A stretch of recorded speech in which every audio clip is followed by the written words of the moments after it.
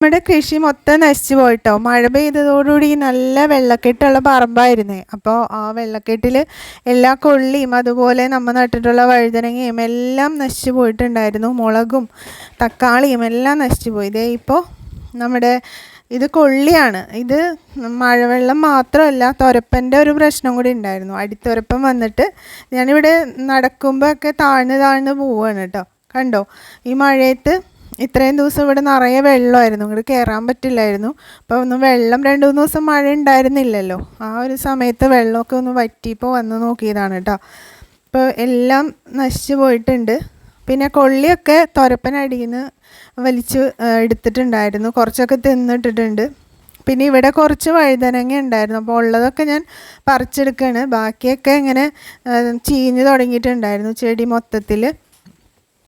ഇതിപ്പോൾ നന്നായിട്ട് പുല്ല് പിടിച്ചിട്ടുണ്ടായിരുന്നു. നമ്മൾ ഡെയിലി വന്ന് നോക്കി പുല്ല് പറിക്കുമ്പോൾ ഇതുപോലെ ഉണ്ടായിരുന്നില്ല. പക്ഷേ ഇപ്പോൾ എന്ന് പറഞ്ഞാൽ കാടായിട്ടുണ്ട്. അപ്പോൾ ഇത് ഈ മഴയും ഒക്കെ കൂടി ആയപ്പോൾ നന്നായിട്ട് പുല്ലങ്ങോട്ട് വളർന്നു വന്നതാണ്.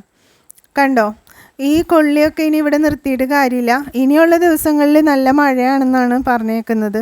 അപ്പോൾ ഞാനെല്ലാം പറിച്ച് നോക്കിയതാണ്.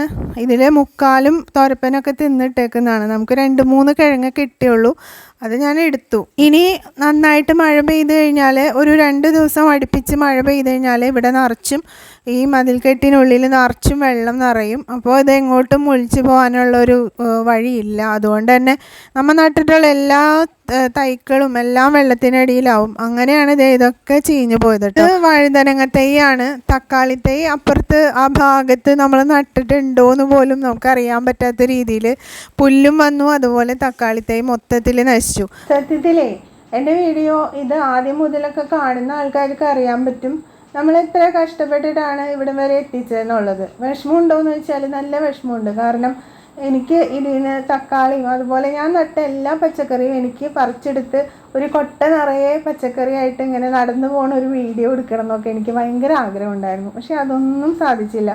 കുറച്ചൊക്കെ ഞാൻ പച്ചക്കറി ആദ്യം ഒക്കെ ഞാൻ പറിച്ചിട്ടുണ്ടായിരുന്നു, പക്ഷെ അതൊന്നും കംപ്ലീറ്റ് എല്ലാത്തിലും ഉണ്ടായിട്ടില്ല. ആ സമയത്ത് ആദ്യം ഉണ്ടായ ഒരു ഹാർവെസ്റ്റ് മാത്രമേ ഞാൻ ചെയ്തിട്ടുള്ളൂ. പിന്നെ എനിക്കത് ചെയ്യാൻ പറ്റിയില്ല. എനിക്ക് പെട്ടെന്നൊരു സർജറി വേണ്ടി വന്നു. അപ്പോൾ ഞാൻ അതിന് പോയി.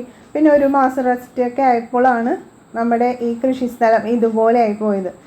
പിന്നെ ഇതേ തിരിച്ചു വന്നപ്പോഴേക്കും മഴ പെയ്തു, വെള്ളക്കെട്ട്, പിന്നെ കണ്ടോ ഇതുപോലെയൊക്കെ ആയി.